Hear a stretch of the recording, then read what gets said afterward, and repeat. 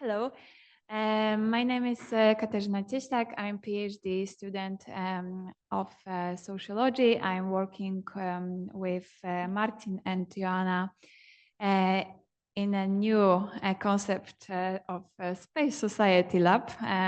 So the name is new, but our research it's um, it's a long story that I will try to share in a short sentence.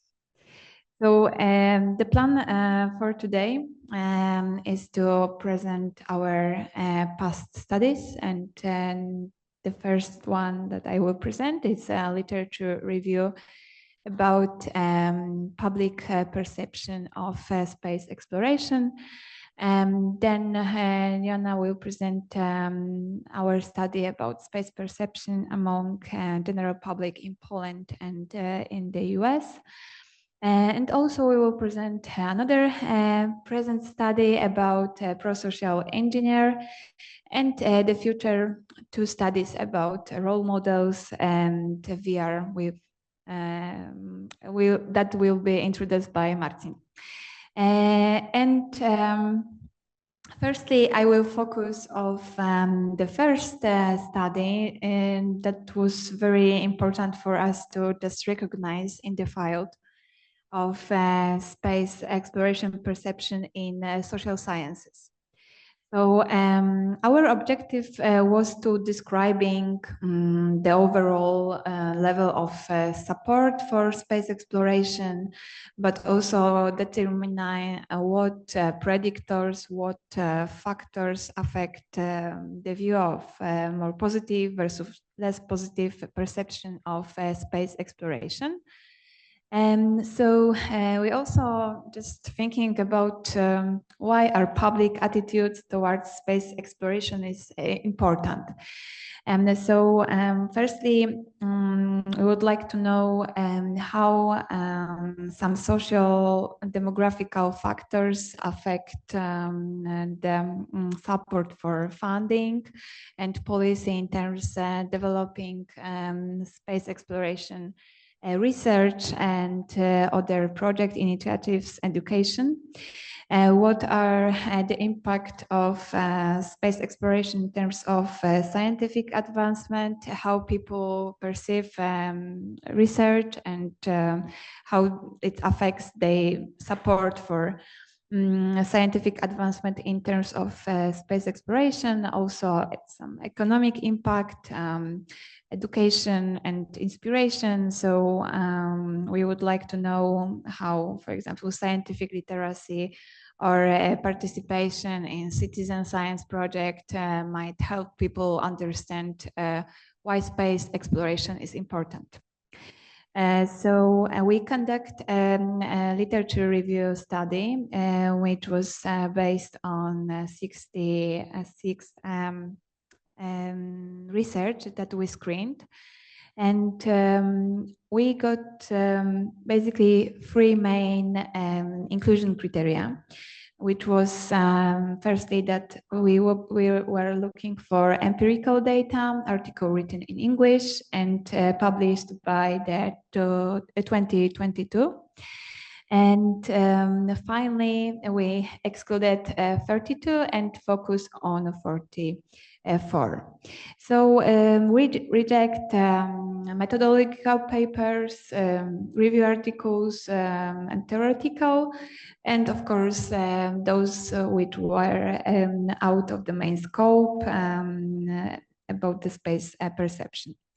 So here are three main dimensions that we find and called it like main areas of interest in our reviewed articles, which was firstly general attitude and support in terms of developing research about space exploration, but also some space agency projects, how people support it or not.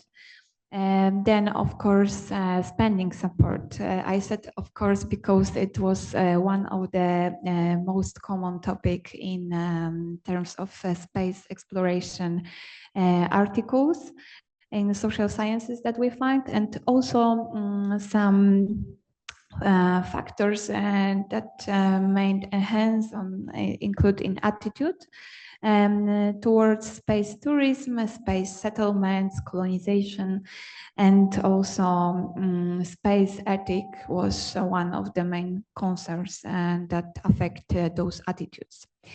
And we also found some moderators of the space exploration perception, which was for me as a sociologist very interesting to explore how some social demographical factors influence this support or not, yes. So in terms of this main research, what we found that the general attitude is very positive, and respondents agree space exploration is important and beneficial, with maybe some examples that not cover some maybe development goals, which Joanna will present in the next studies. But overall, it was more positive.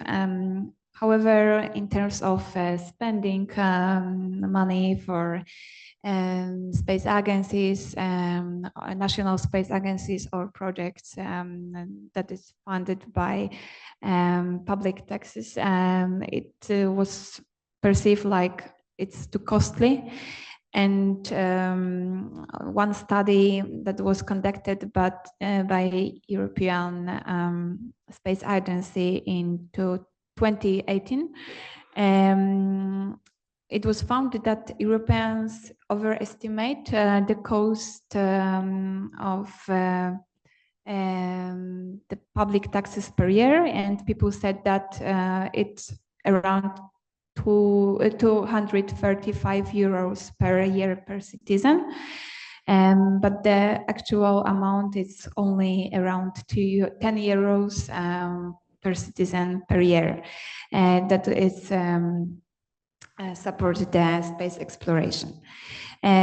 So also people agree that and they would like to stay this spending level at the current level. So sometimes we found some discrepancies, but in terms of interest of space exploration, it was overall high, but we found that this interest of education of space exploration increased when people are getting older.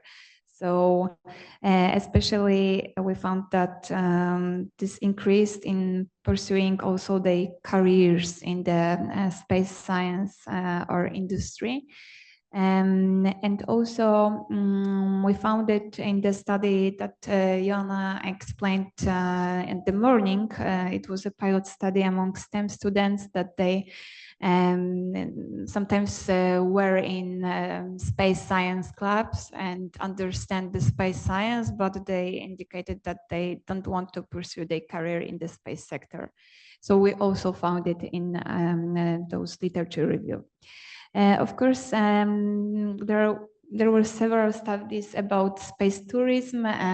People in those studies got, in general, positive view, but they enhanced that space tourism, space development might lead to some unethical activities affecting the climate crisis, and also in terms of the risk of increase of space debris, and there were a lot of ethical concerns regarding the human missions. It was very common theme in these articles about space tourism. Also, in terms of space settlements, in those studies, we found that people perceive it like activity that reinforce socioeconomic inequalities. And of course, people also associated with many sustainability concerns. Especially in terms of space debris and carbon footprint of spacecraft launches. So when it comes to some socio-demographic factors, first one, the most common theme was the gender. And we found in those reviewed in our review that especially men view space exploration as more significant than women. Also, they got higher self-efficacy in space domain. And it was in our recent study. However, when we research studies about how pupils and pupils from primary schools perceived interest in space exploration, it was showed that the interest was equal. So it changed with the gaining next degrees of the education. And in terms of age, it was maybe not surprising for our previous studies, but we found that older generations, especially from the Apollo era, support space exploration more than younger. However, these younger respondents between 16 to 24, 25 favors diverse means of space exploration. For example, they prefer robotic and human missions, which is mixed. But all the respondents indicate that they prefer observation, exploration of space from Earth. And also X generations and millennials have lower interest in space exploration compared to baby boomers. And in terms of interest, it means, for example, engagement in reading some articles or follow social media about the space exploration. And according to that, in education and scientific literacy was one of the common themes in terms of those sociological and also demographical factors. So, and also psychological, because we use scientific literacy in other studies as a variable. And in that study, we found that scientific literacy was one of the most significant predictor of public support for funding space, because when people understand from the beginning how it's important to explore space in terms of economic development, for example, and also for the research, and it enhance scientific achievements. They were more supportive in the funding. We also check how in the literature space exploration differ from different majors. And we found in the study of Cook that support was similar, despite of the various majors of sampled students. And what I mentioned before, also it was found in the Bergson research that student interest, especially in astronomy, declines as they advance their education. And it was similar in the Polish sample of students, STEM students, that they indicate that they were more engaged in the space science when they were at the secondary school, and it changed in the high school. And so also we found some issues related to political preferences, and maybe it was a little bit surprising, but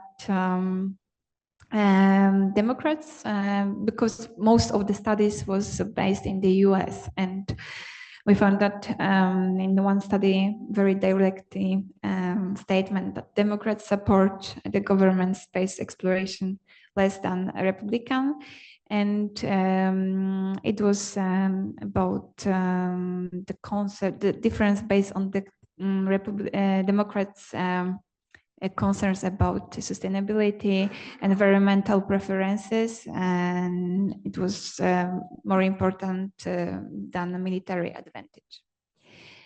So also our literature review study for us expand our imaginary what's next, how we can use our results. And we would like to cover in future research, for example, how people perceive some trade-offs of space exploration, and how they assessing the value of space exploration, and how it's depend of the particular goals, like military goals, economical, which might base, for example, on sustainability development goals.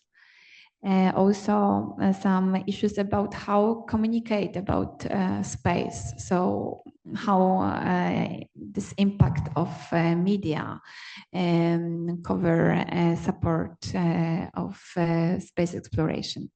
And also we found that in many studies, the perception of the space exploration was very Western centered, and we don't found many studies about different agencies. They were mostly based off NASA or ESA in our studies. And in terms of developing some theoretical frameworks, it was worth for us and will be worth for us to develop some issues in terms of risk perception, and maybe some cognitive biases. And it was based maybe on, it will be based more on psychology than sociology, but I'm open also to join this study.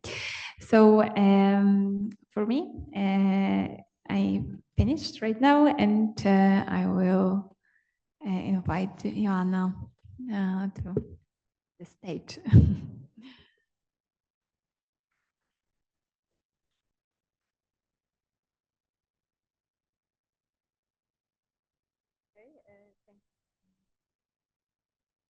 Okay, thank you, Kasia. And maybe if there will be questions, we can do it all together in the end.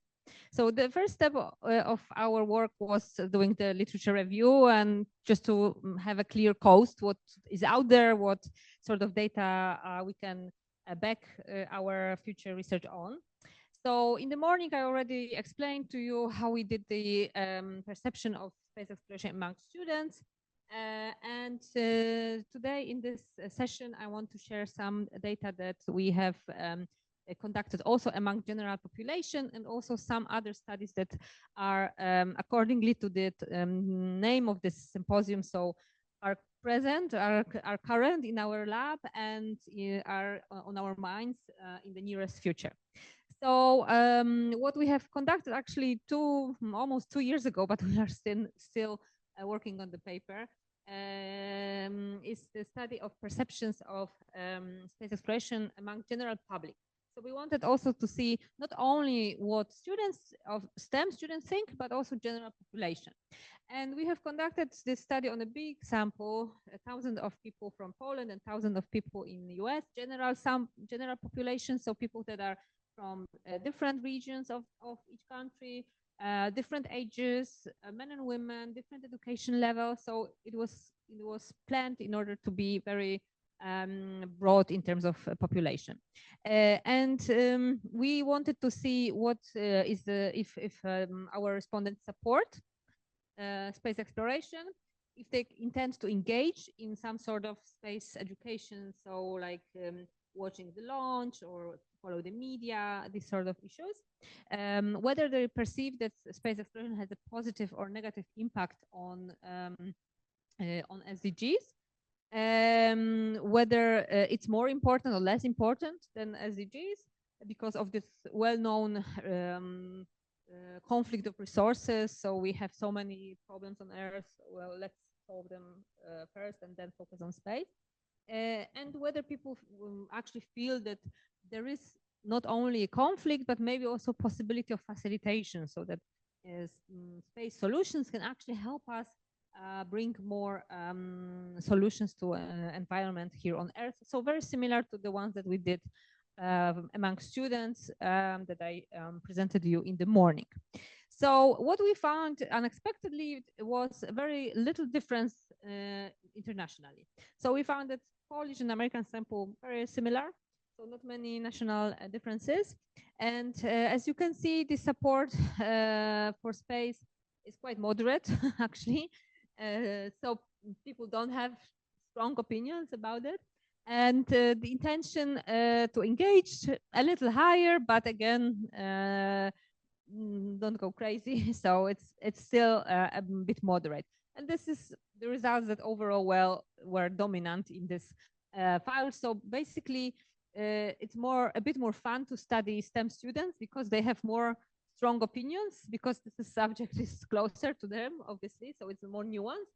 General public is like, okay, space, well. So yeah, but what we found that was interesting, I will show you the most interesting results in a moment. But again, just to show you very, very small, marginal, not significant national differences, impact of space exploration on SDGs, predominantly positive. So this is good news. So mostly people can see that space exploration can positively impact sustainable development goals by UN. Importance of space exploration compared to sustainable development goals. Well, sustainable development goals are more important to people than space exploration. So this was kind of to be expected. But what we found is that perceived facilitation is higher than conflict. So people see conflict between, for example, our developmental goals and space exploration, but they also see facilitation, so that we can help SDGs by developing space, and this effect is stronger than conflict. So this is positive news. Okay, so SDGs, just to remind you. And more interestingly, like two last slides in this study. So we wanted to see how it looks like depending on specific sustainable development goals, because we were curious whether some goals are more important than others. And actually, we found that this is true. So there are some, as you can see, all sustainable development goals are more important than space exploration. You can see by looking at this middle line that none of the goals is less important than space exploration. They're all more important, but some are more. So goals like no hunger, no poverty, clear water are obviously far more important, right, than some other goals.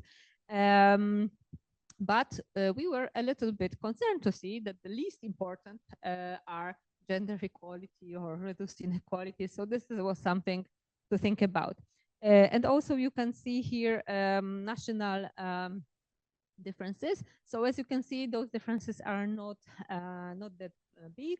The red dots are Poland, and the greenish are US.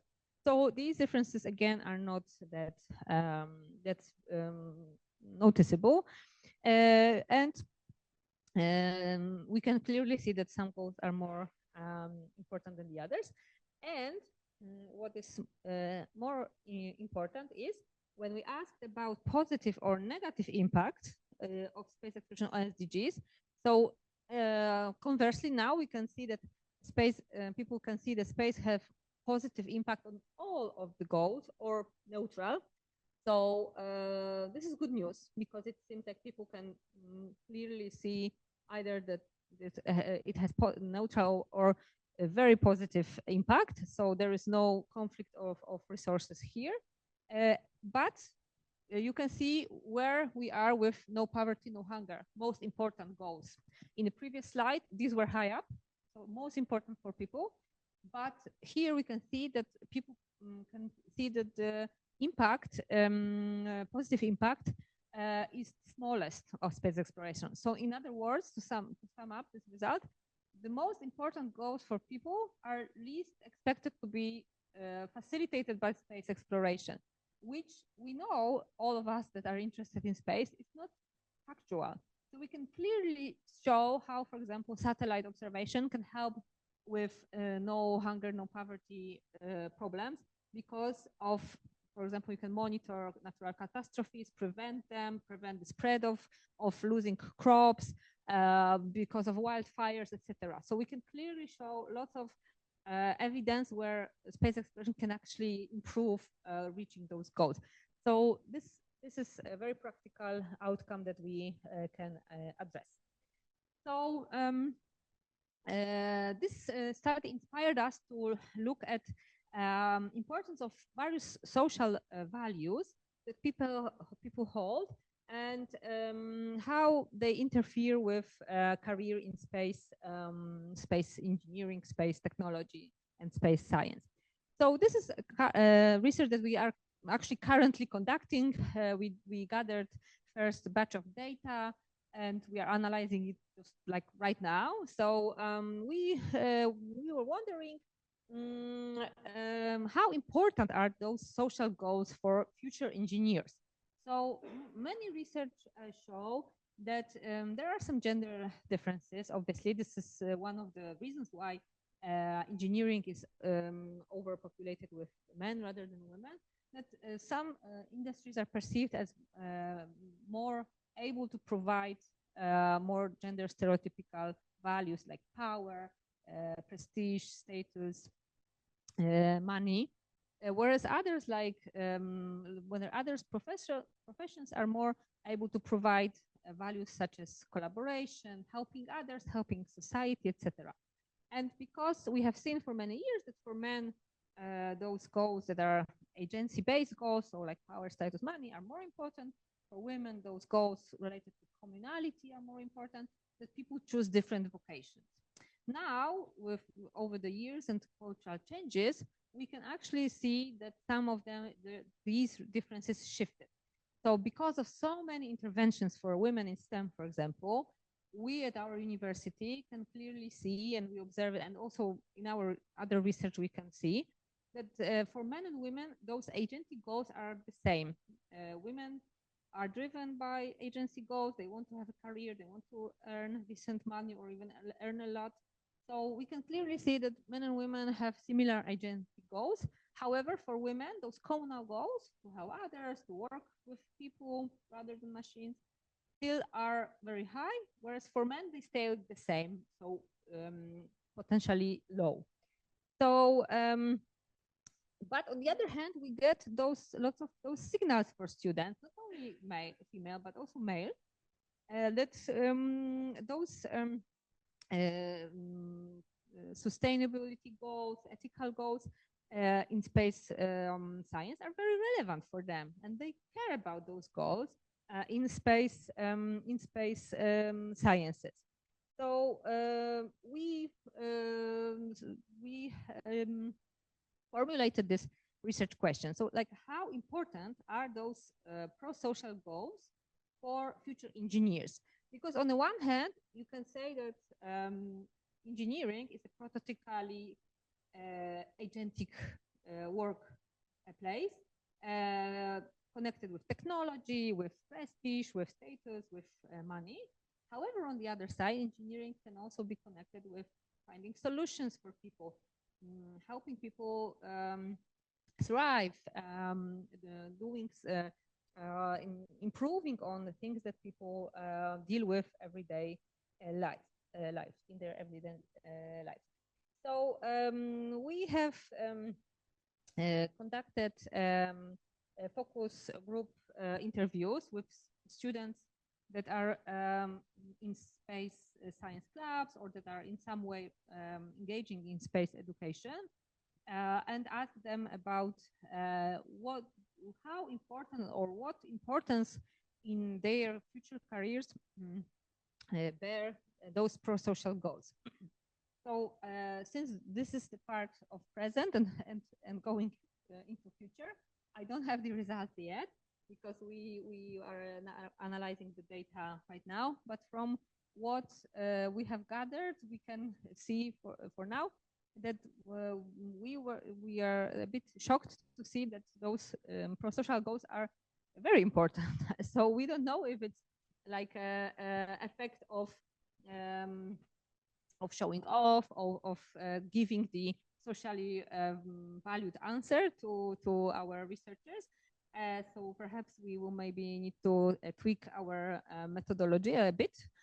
But this is what we are gathering, and this is what we will pursue in the next months to solve this research question of what importance those social goals bear in engineering and especially space engineering career, because we believe that we have done already so much for bringing more women into engineering and to inviting women to be more agency driven, to be more like a man, right?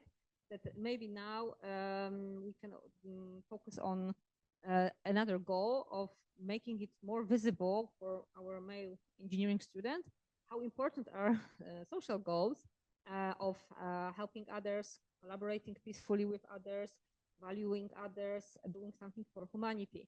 Because now we are going into direction of making all people driven by agentic goals, which may not pay off well for our societies. So this is one line of study that we are working on right now.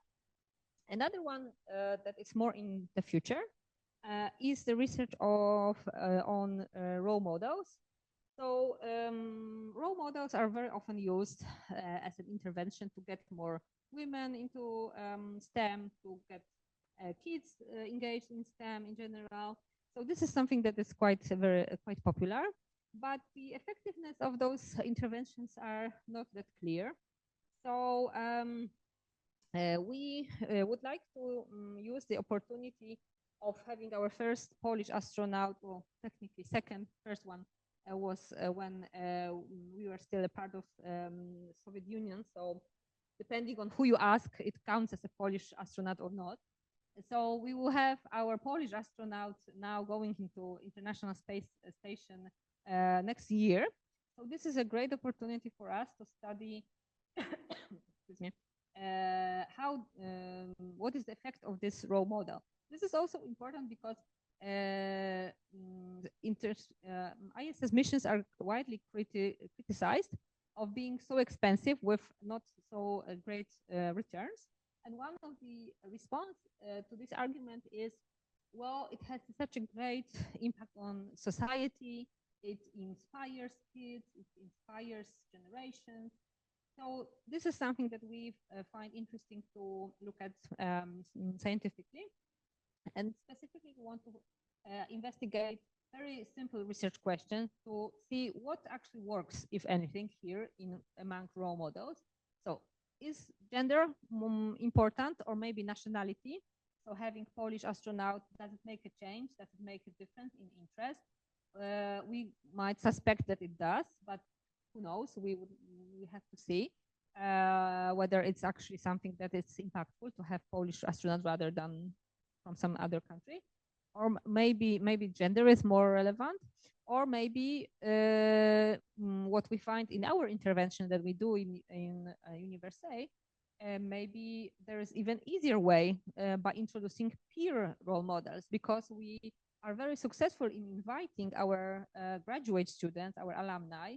So students that are graduates that are a few years older than our students coming to our university, coming back and describing their career path, how they got into ESA program, etc. And they are very inspiring to our students. So perhaps these peer role models are even more impactful, and we don't really have to send people to space to inspire students. Of course, we have to send them for other reasons, but maybe we can use peer modeling, and maybe it will be even more effective because they are more relatable. So this is the argument that is often also brought up. Okay, so these are the lines of studies that we are either working right now or are planning in the next year, so next 2 months to come. And the last part of our seminar belongs to Marcin. So let's invite Marcin to the podium.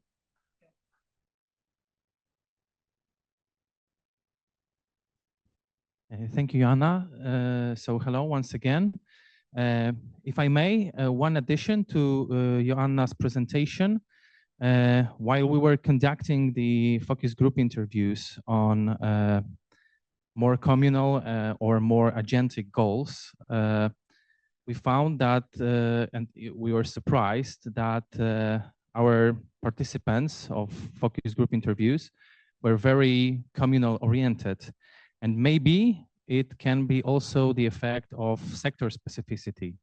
And that's why we want to also test, make research with the group of space-related students, space engineers, and other non-space engineers, so that we can state if there is some kind of sector effect in these results or not, because as we can probably know, space sector is quite communal oriented, because it's about humanity, the global perspective, global connectedness. These are the values that can be quite important. On the other hand, during these group interviews, we found, and it was not only one case or two cases, but it was quite common statements that, especially in Poland, it's not about making money, because we are quite at the low level of development of the space sector.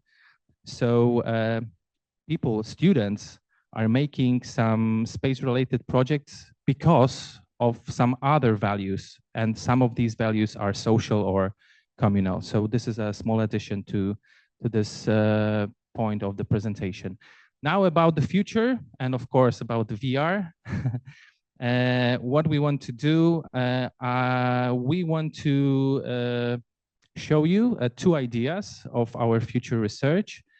Of course, the realization of these plans are they depend on our conditions, but we are very happy that we have quite good funding now for getting hardware. So we will buy around 20 headsets, and they are very good headsets because they are lightweight and they are wireless. So we can really deliver a very well-grounded research with a hardware. And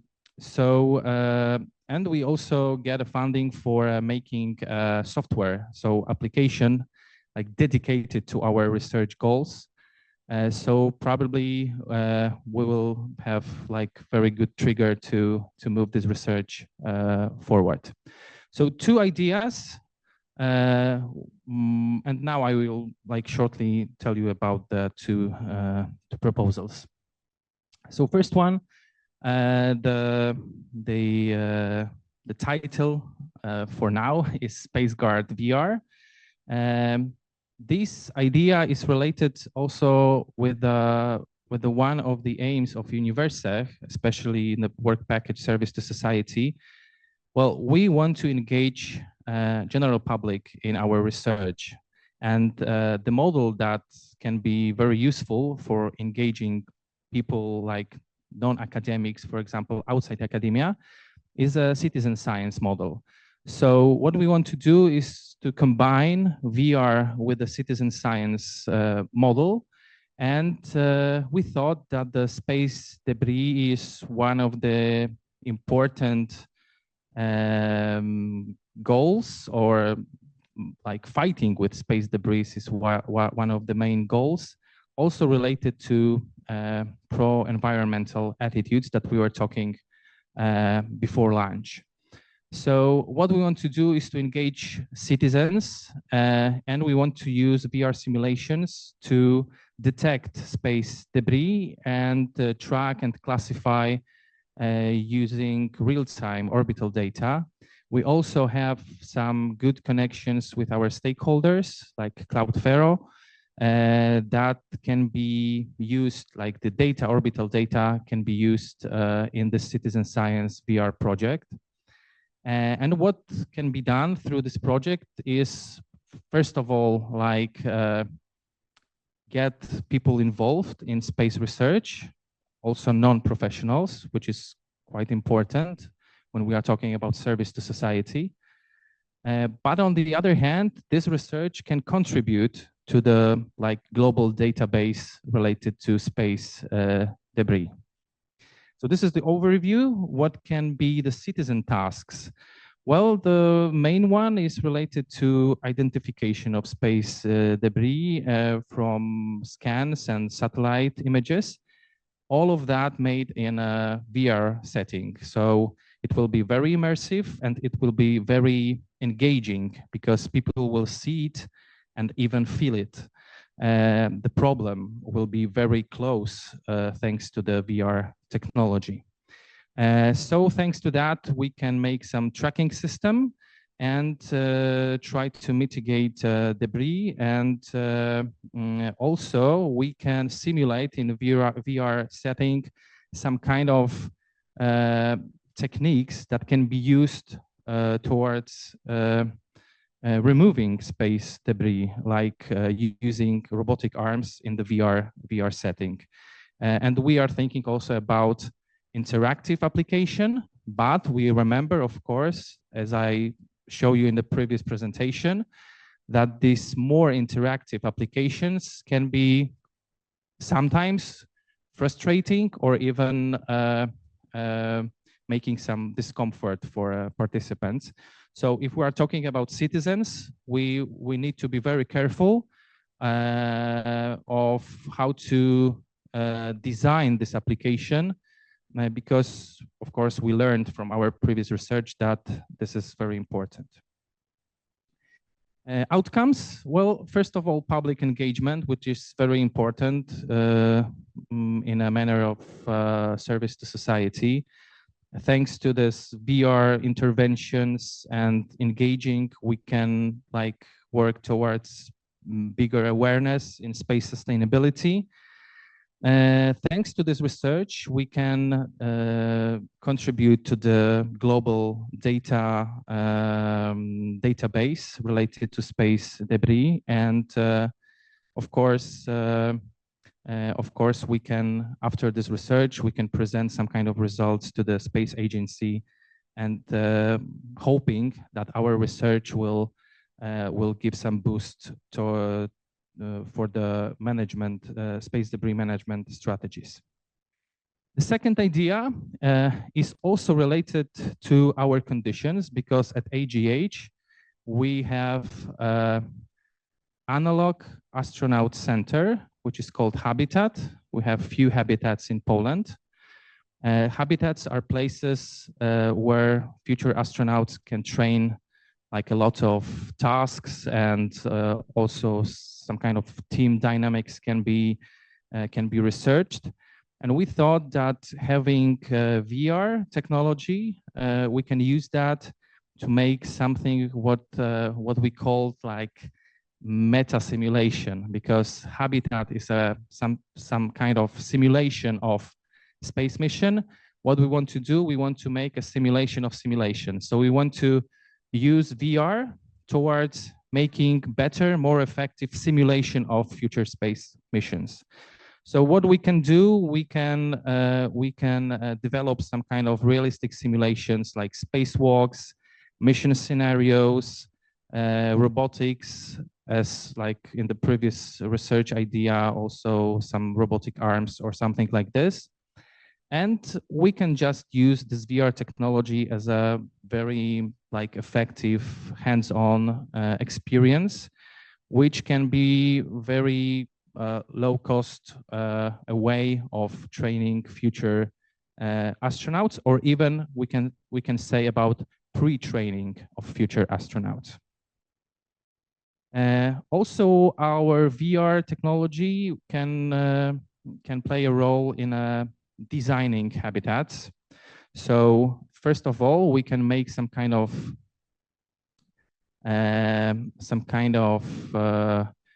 interfaces or visualizations in a VR settings of how habitat can be seen. And after some kind of experiments in the VR setting, we can make better habitats, analog habitats, analog training centers. So we can test in a VR setting some kind of efficiency or comfort. We can also train or like making experiments about resource management. So thanks to VR, we can build better habitats, and we can of course do a research on that. And the last thing is related with behaviors. So what we can do, we can, thanks to VR, we can simulate and test some kind of team dynamics. We can find out how people behave under isolation and stressful situations. We can also make some cognitive testing. So what is here the biggest benefit is to get a data. So it's like evidence-based training and evidence-based designing habitats, future habitats, also related to psychological well-being. And it is also connected to our previous research already done when I showed you before lunch that there is some kind of relaxation effect. There are some kind of stress decrease while using VR. So how can we use VR in our future research, future studies? First of all, we can use this VR as a simulation setting for different specific space tasks for a crew preparation. We can also use VR for some kind of psychological benefits, like testing mental health before going for long missions. Then, of course, a very important issue related to citizen engagement. VR is a very attractive technology. Of course, we remember that it needs to be trained, like people using VR needs to be trained, and we remember about that. But today, this technology is very accessible, is very cheap, relatively, of course, but it can be very good tool for engaging people outside academia. So that's why we think that VR is a great tool for future space exploration. So thank you very much for your attention. I think this is the last thank you. So if you have any questions for this part of the session, we're all for you. Thank you.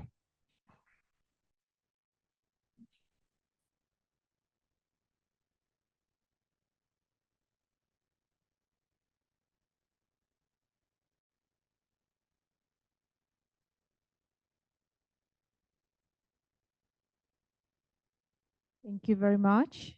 I don't see any questions online. Are there any comments here in the room? Awesome.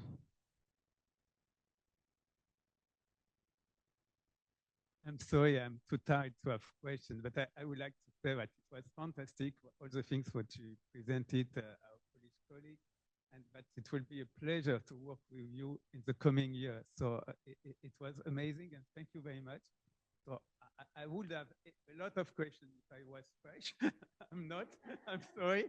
So it's amazing, and I think we have a lot of things to do, and it was very, very interesting. So thank you. Thank you. Thank you. You had a question? So thank you for these great talks. I don't know where you all are now. Okay, yeah. I had a question for the two public opinion people. So this is a question I'm really interested in historically. A lot of really innovative, polling started to come out in the 50s and 60s about space, and it was some of the first polls to ask the public, what do you think about science? What do you think about technology? Right? It was a new kind of domain that was super interesting. And something that I've kind of wondered is how did it matter? Like what was the actual political impact of it? On one hand, my impression is that NASA just kind of assumed people supported space. And then it turned out when they did polling, they didn't, right? I mean, people were okay with it, but they always ranked everything else above human space exploration, at least, right? And that really radically changed how politicians felt about it. Like suddenly, they sort of realized, oh, actually, this is not something that the public supports. And that's interesting because it's not a democratic effect, right? It's not that people are voting about space. Almost no one votes about space. It's not. No one is a one-issue voter about space in the way that they might be a one-issue voter about abortion or something in the United States, right? So it was a sort of weird democratic shift in that it made people think about these kind of federal policies that wouldn't have been considered that important to the public before. But on the other hand, it's not voting, right? So it's not exactly democratic. And on the other hand, I also wonder if public opinion also kind of doesn't matter. Like as soon as they started doing polling about this kind of thing, they realized, well, actually, no one cares about space very much. Not nearly as much as we thought. All of these other issues rank so much important, so we can forget about it. It's not something we can do whatever we want and or not do whatever we want. And the public is just not going to know about this. Only a very educated elite is going to actually care. That's my question is, how do you think it's changed over time? Like, what is the importance of public polling now for space? How does it actually inform policy or not inform policy? And then another question is about you said, there wasn't much difference across countries. I wonder, are there any differences between post-socialist countries and post-socialist countries just in like how people understand space, the attitude towards space, science and technology generally, maybe? Yeah, those are my two questions.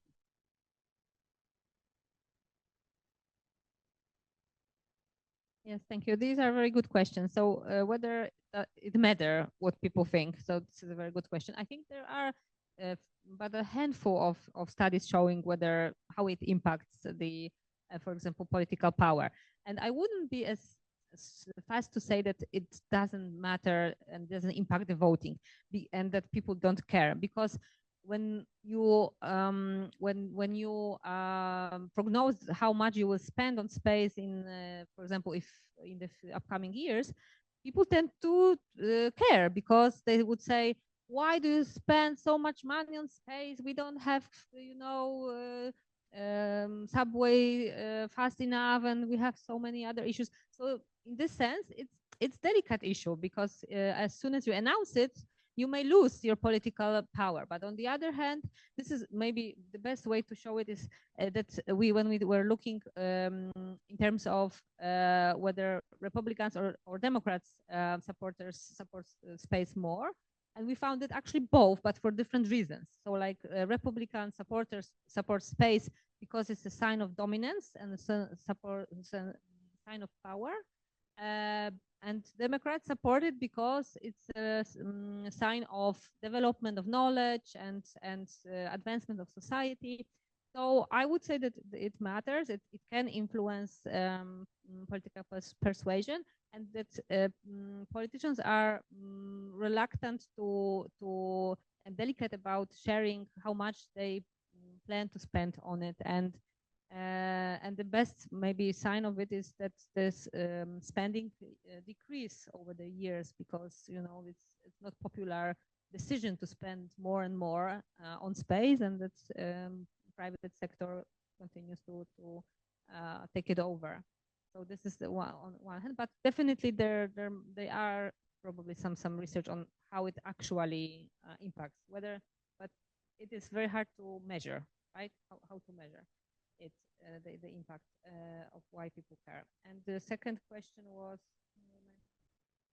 oh yeah, this is very interesting, and I don't know actually if they are research showcasing post socialistic countries like this. I don't think they exist. I never seen it. Same with, for example, Russia. I have never seen studies showing what Russian people think about space, and space programs are very developed in Russia, right? So, but it's probably rare to have like robust samples data from countries like Russia or China, for that matter, right? So it would be great to have this data. However, I'm not sure how possible it is to.